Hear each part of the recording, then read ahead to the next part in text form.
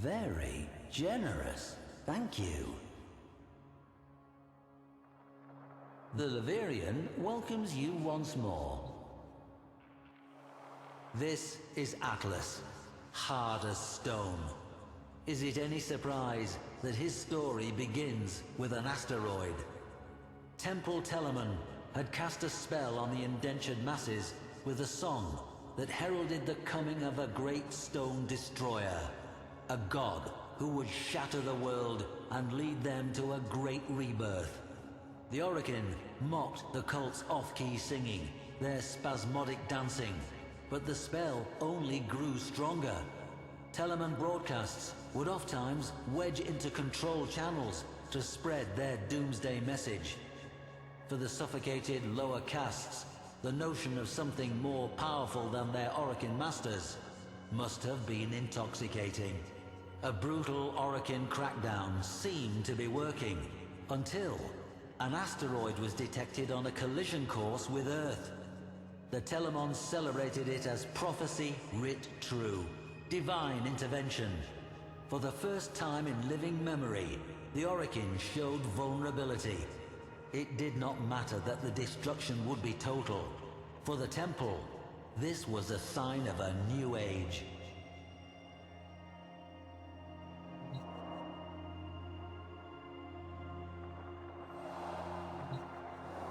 A probe was sent to the asteroid, perhaps seeking proof of divine intervention. It found intervention, though it was anything but divine. The rock had been fitted with colossal steering thrusters, and manning those thrusters, a bevy of well-armed Telemon. Having taken fate into their own hands, they set about a final convulsive dance aboard that rock. Battle cruisers, Orgon missiles, a gale force of Dax. The Orokin could have resolved this in any number of ways, but their enemy was not the Telemons themselves. It was their ideas. Atlas alone was sent. As he crashed onto that rock, his Shakiro helm greeted the cultists. Note the angled ballistic plating and reinforced neck protection. He would soon need both.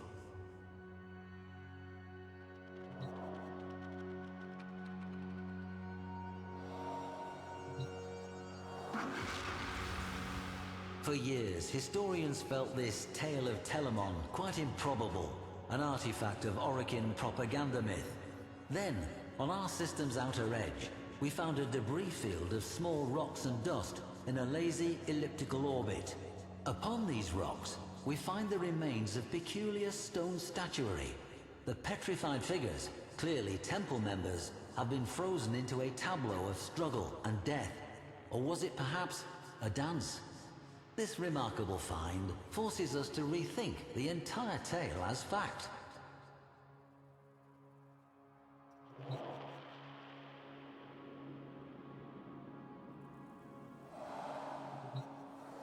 The Stratum Cyandana, reserved and austere, until you turn it over and reveal the glowing hue of the amethyst crystal within. A breathtaking geode. Imagine its spiraling ribbons as Atlas tore toward the killer asteroid's thrusters. His plan must have been to reorient them and push the rock away from Earth. But, as the story goes, as he neared, the cultists detonated the thruster's footings and sent them careening into space. They were no longer needed. Mass and inertia would carry the rock to its fate. Atlas was out of options. Or so the Telemons thought.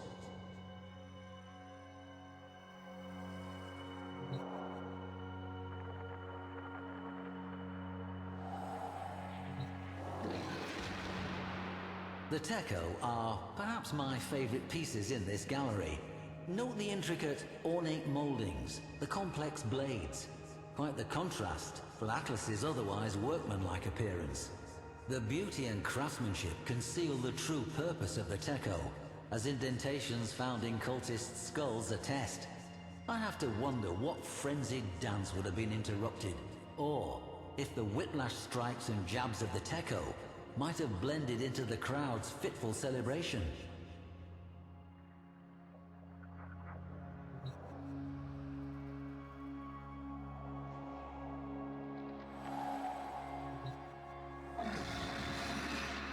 Before you, a rare sight. Two rumblers, painstakingly recreated from fragments of the aforementioned tableau. How these inert and rigid formations are compelled to life by Atlas defies reason. Yet it is true. Consider the confusion of those Telemons as the very stone they worshipped came to life and set upon them. How could they retaliate against such a thing? Like sparring with a landslide.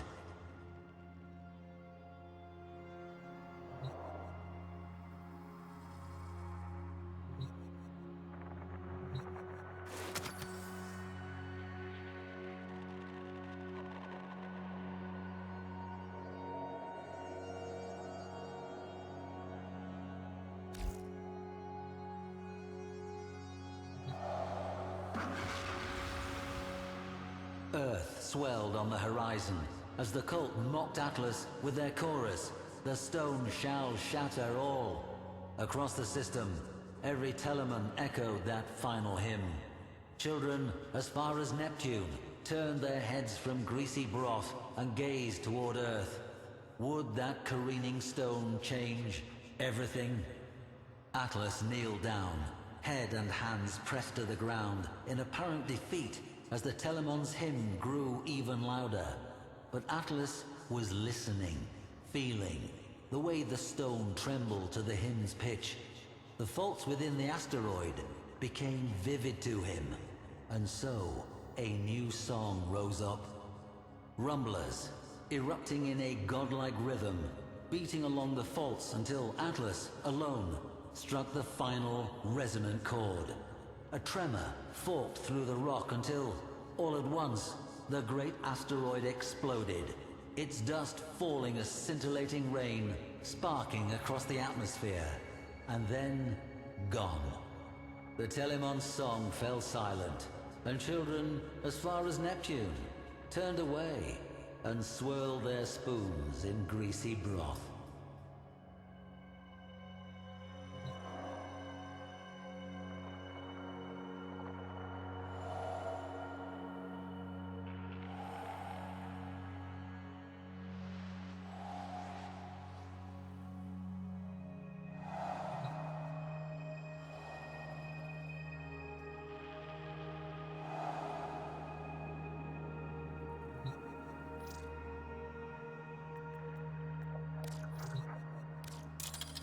Unexpected? I'm speechless.